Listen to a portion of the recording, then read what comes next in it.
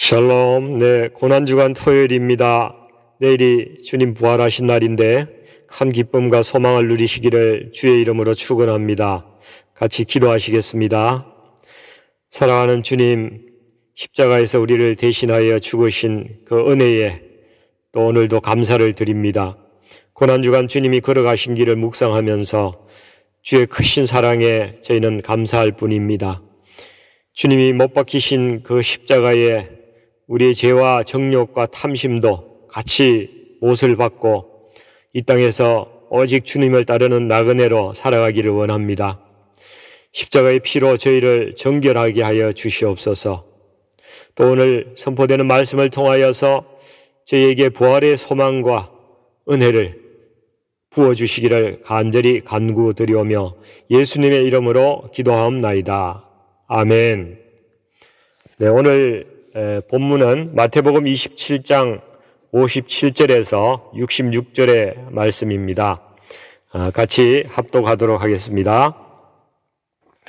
저물어 설 때에 아리마대의 부자 요셉이라 하는 사람이 왔으니 그도 예수의 제자라. 빌라도에게 가서 예수의 시체를 달라 하니 이에 빌라도가 내주라 명령하거늘 요셉이 시체를 가져다가 깨끗한 세마포로 싸서 바위 속에 판 자기 새 무덤에 넣어두고 큰 돌을 굴려 무덤 문에 놓고 가니 거기 막달라 마리아와 다른 마리아가 무덤을 향하여 앉았더라. 그 이튿날은 준비일 다음 날이라.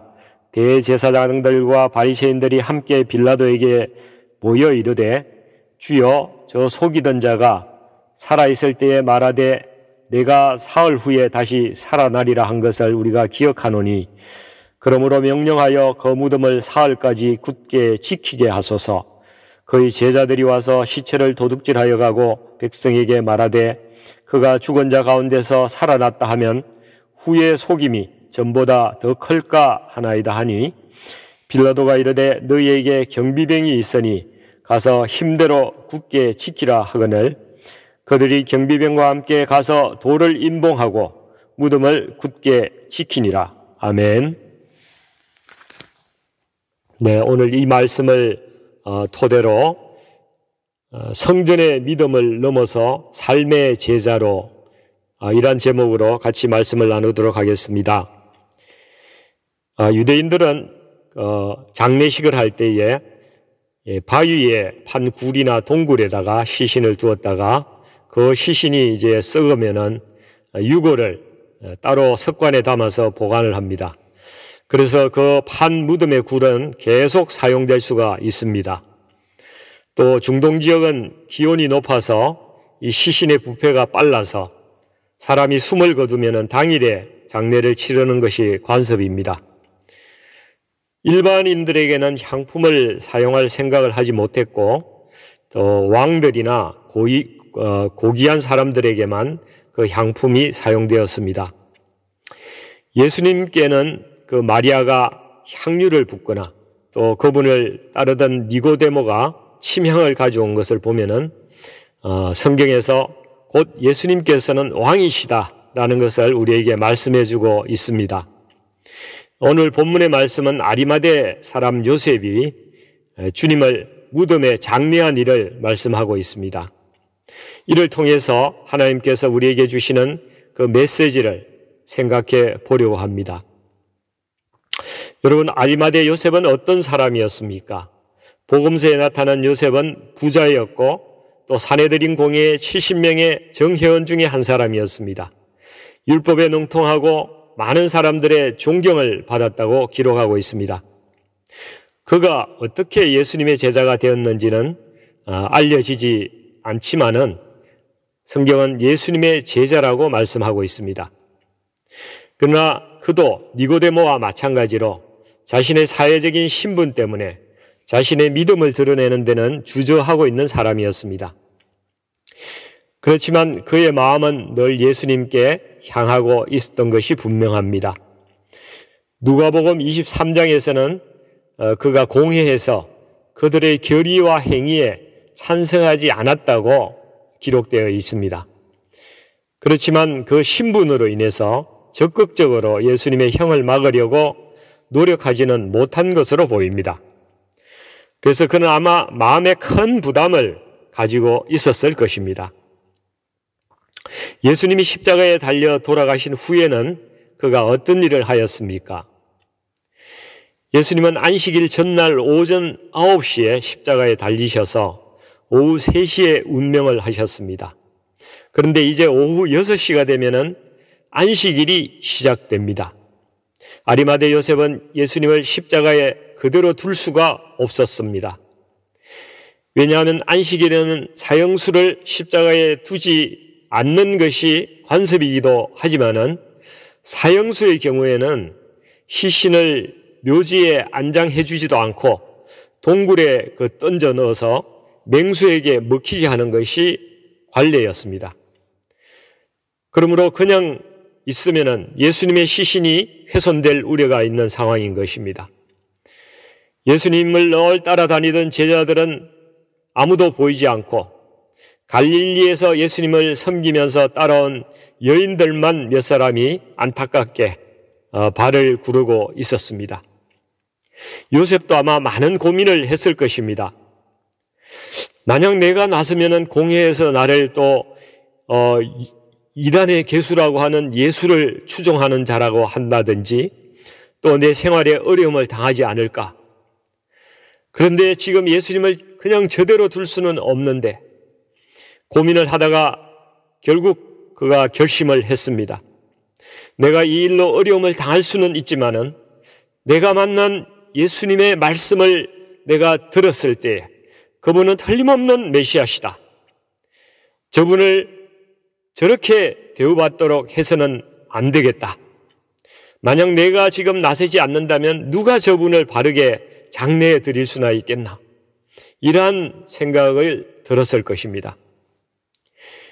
그가 공회원이기 때문에 진작부터 빌라도와 교분이 있었습니다. 빌라도가 인격이 고매한 이 아리마대 요셉을 호감 있게 대해 왔을 것입니다. 그로 인해서 그는 빌라도를 설득해서 예수님의 시신을 인계받을 수가 있었던 것입니다. 그렇지만 대제사장들이나 바리새인들이 예수의 시신에 대해서 주목하고 있는 상황입니다. 그들의 감시와 방해를 피하기 위해서 아리마대 요셉은 다른 곳에 무덤을 찾기보다는 자신의 사유지에 있는 가족묘로 모시고 갔습니다. 다행히 최근에 자신이 마련한 새 무덤을 주님께 드릴 수가 있었던 것이죠.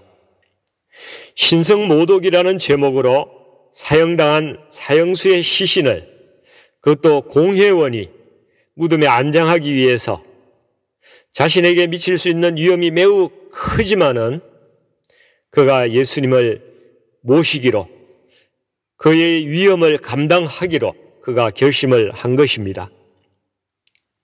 우리는 아리마대 요셉의 결단과 행동을 통해서 어떤 교훈을 얻을 수가 있겠습니까? 유대인들은 성전에 대한 집착이 매우 강합니다. 물론 그들이 하나님을 사랑하기 때문에 그렇죠. 제사를 드리고 율법을 지키는 것이 하나님의 명령이기 때문에 그들은 그것을 위하여 생명을 거는 사람들입니다. 그런데 한편 종교 지도자들은 이 성전이 갖는 권위를 자기의 것으로 만들었습니다. 자신들에게 주어진 권위를 이용하여서 재물을 탐하고 권력을 누린 것입니다. 이들이 권력을 누리면서 자신들의 세상을 누리고 있을 때에 일반 백성들은 굶주리고 있었습니다. 백성들은 제사와 성전을 위해서 세금도 많이 내야 했고 로마에 의해서 또 수탈을 당했습니다.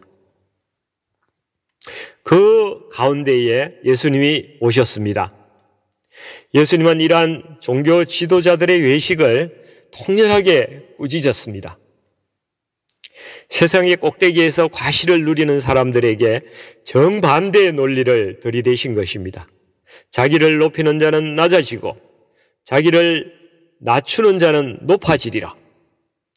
내 이웃을 내 몸과 같이 사랑하라. 너희가 가장 소중히 여기는 이 성전을 헐라. 내가 사흘 만에 다시 세우리라. 여러분, 우리는 어떤 마음으로 예수님을 믿고 있습니까? 또 하나님을 믿고 있습니까? 하나님을 이용하여 내가 평안하고 순탄한 삶을 살고자 하는 이기적인 욕심 때문에 믿음 생활을 하고 있는 것은 아닐까요? 내가 힘들 때에 언제나 다가와서 위로해주는 서비스가 혹시 필요한 것은 아닐까요? 하나님께 예배드리는 것이 나의 삶에 무슨 의미를 가지고 있습니까? 교회에서는 여러분 다 거룩합니다. 그러나 내 삶의 현장에서는 나를 불편하게 하거나 나의 주장과 조금만 다르면은 화를 내고 미워하고 험담하는 그런 모습을 내가 갖고 있지 않느냐는 것입니다. 여러분, 나의 번영과 풍요를 위해서 믿는 하나님은 내가 만든 또 하나의 우상일 뿐인 것입니다. 오늘 본문에서 종교 지도자들이 어떤 행동을 하고 있습니까? 66절 말씀에서 돌을 임봉하고 무덤을 굳게 지켰다고 말하고 있습니다. 예수님을 죽인 후에도 그 영향이 자기들에게 미칠까 전전긍긍하고 있습니다. 이들이 두려워하는 것이 무엇일까요? 자신들의 재물과 권위와 영향력이 빼앗길까 봐 두려워하는 것입니다. 예수님에게 백성들의 마음이 갈까 봐 두려운 것입니다. 내 욕심 때문에 주님의 부활이 두려운 것입니다. 여러분, 나의 신앙의 실체가 도대체 무엇입니까? 주일에 예배를 드리는 그 종교 생활이 나의 신앙입니까? 나의 신앙의 전부입니까? 주님이 그 제자들을 부르실 때 나를 예배하라고 하지 않으셨고 나를 따라오라고 말씀하셨습니다.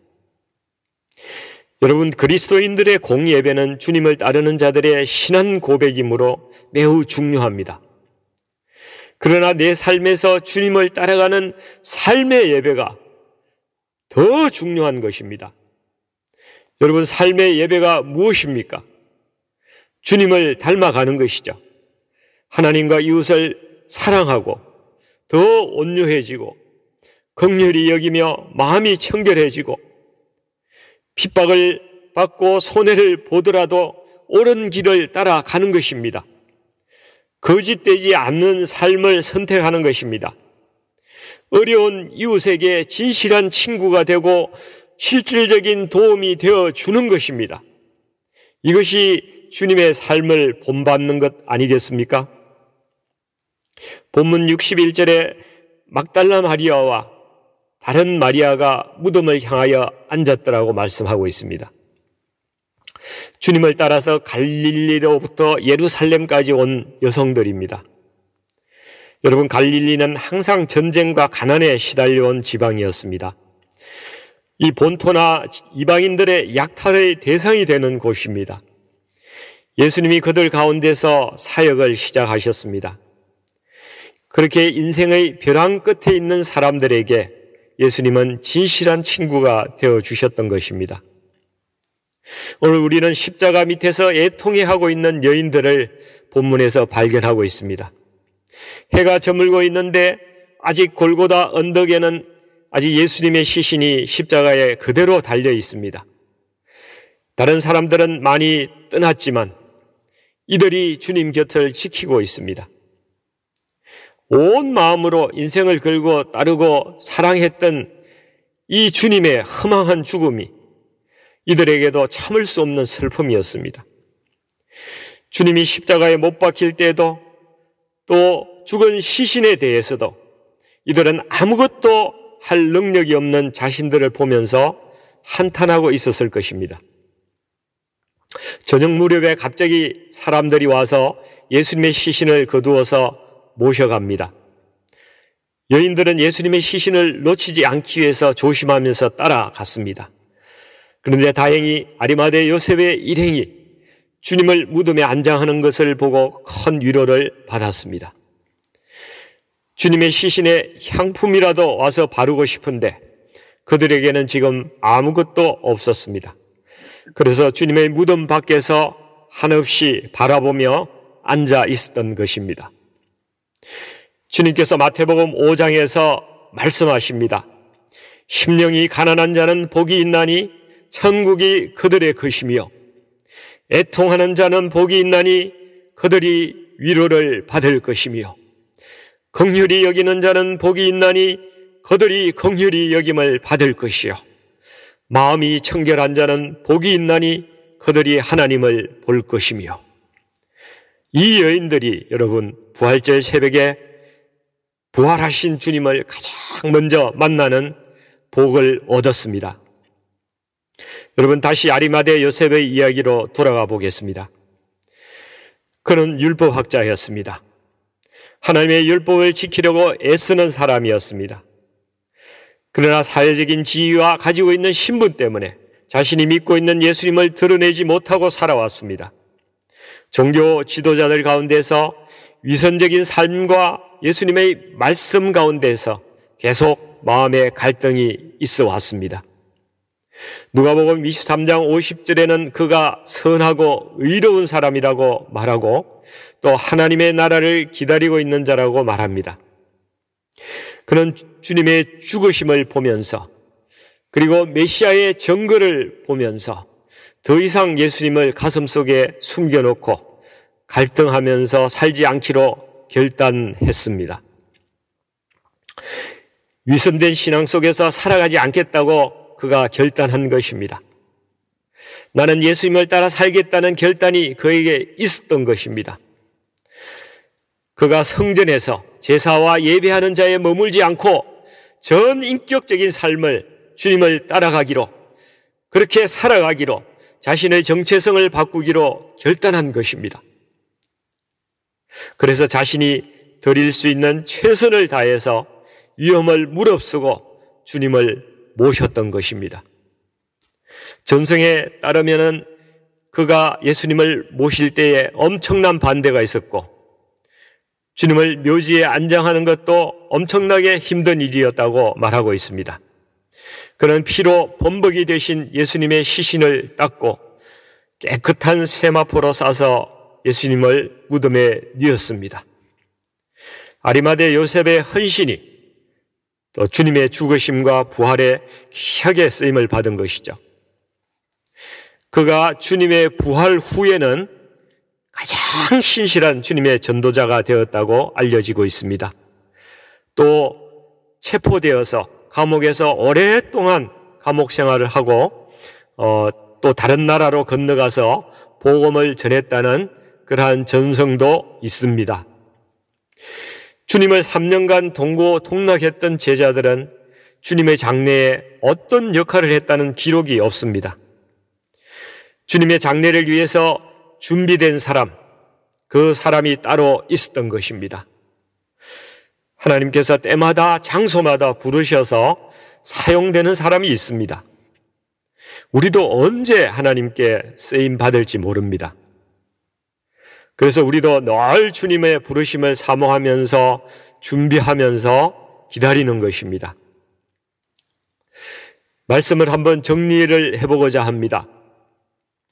우리는 오늘 아리마대 요셉이 종교 지도자의 지위에서 함께했던 그 위선적이고 외식적인 신앙에서 벗어나서 자신을 완전히 내려놓고 예수님을 따라가는 모습을 보았습니다. 우리도 오늘날 나의 믿음이라는 것의 실체가 무엇인지 한번 점검해 보기를 원합니다. 내가 믿는다는 것이 나의 번영과 풍요를 위해서 많은 우상 중에 예수라는 또 하나의 우상을 믿는 것은 아닌지, 아니면 그분을 내 생명을 걸고 그분의 말씀과 십자가의 그 고난의 길, 죽음의 길까지도 따라가고 있는 믿음인지 정직하게 자신을 돌아볼 필요가 있습니다. 세상의 높은 지위와 기득권을 내려놓고 그 주님의 길을 따르기로 한 이 아리마대 요셉은 세상의 눈으로 바라보면은 가장 어리석은 사람이라고 말하지 않을까요? 바울이 고린도전서 15장 19절에서 이렇게 말했습니다. 만일 그리스도 안에서 우리가 바라는 것이 다만 이 세상의 삶뿐이면은 모든 사람 가운데 우리가 더욱 불쌍한 자이리라. 여러분, 더구나 사형수의 십자가에 달려서 이미 죽은 예수를 따라가다니 사람들이 이해가 되는 것일까요? 말이 되는 이야기인가요? 그러나 주님께서 부활하셨습니다. 그리고 이제 우리는 주님을 재림을 사모하면서 살아갑니다. 고린도전서 15장 20절에서 말씀합니다. 이제 그리스도께서 죽은 자 가운데서 다시 살아나사 잠자는 자들의 첫 열매가 되셨도다. 아담 안에서 모든 사람이 죽은 것 같이 그리스도 안에서 모든 사람이 삶을 얻으리라. 여러분, 우리는 아담의 후손입니다. 우리 몸은 썩을 것이고 욕된 것이고 약한 것이고 육의 몸입니다. 육의 사람이고 땅에서 난 사람입니다. 흙에 속한 자입니다. 그래서 죽을 수밖에 없는 존재인 것입니다. 그러나 이 땅에서 죽음이 끝이 아니라는 사실입니다. 영원한 하나님의 나라에서 주님과 함께 누릴 소망이 있습니다. 고린도전서 15장 42절 44절에 의하면 우리의 부활은 썩을 것으로 심고 썩지 않는 것으로 다시 살아난다고 말씀하고 있습니다. 우리의 부활은 욕된 것으로 심지만 영광스러운 것으로 다시 살아납니다. 또 우리의 부활은 약한 것으로 심지만 강한 것으로 다시 살아납니다. 우리의 부활은 육의 몸으로 심고 신령한 몸으로 다시 살아납니다. 주님이 살아계십니다. 그분이 우리와 함께 하십니다. 우리가 이 땅에 있는 동안에는 그분의 길을 따라가며 또 그분을 닮아가면서 그분의 말씀을 순종하면서 살아가는 것입니다. 이것이 예수님과 연합된 삶입니다.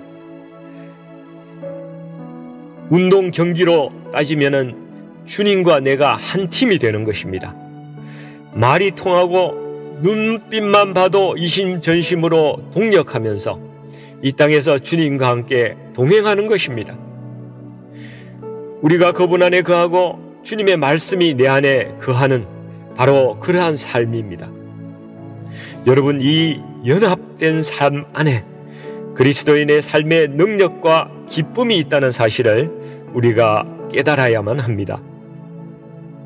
오늘 우리에게 관념적이고 종교적이고 형식적이고 외식적인 모양의 믿음 생활의 모습이 만약에 있다면, 또 나의 번영과 풍요를 위해서 우상을 섬기듯이 주님을 경배하고 섬기는 그런 마음이 나에게 있었다면, 예수님을 믿지만은 또 교회와 세상에서 두 발을 걸치고 이중의 잣대를 가지고 살아온 가운데 내가 있었다면,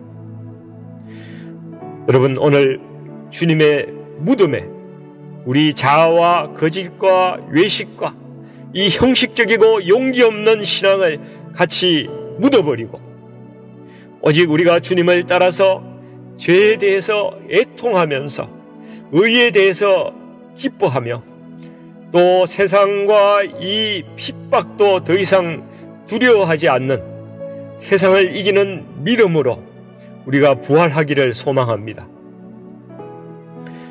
우리가 이제 작은 예수가 되어서, 삶에서 작은 예수가 되어서 예수의 길을 따라가면서 세상을 예수님의 향기로 아름답게 하고 이 땅에서 빛과 소금으로 역할을 감당하는 그런 참된 제자가 우리 모두 다 될 수 있기를 간절히 소망하고 또 축원드립니다.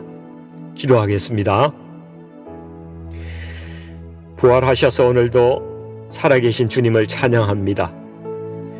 십자가에서 흘리신 피로 적셔진 주님의 몸을 아리마대 요셉이 닦았듯이 오늘 저희들도 주님의 보혈을 만지고 정결케 하여 주시옵소서.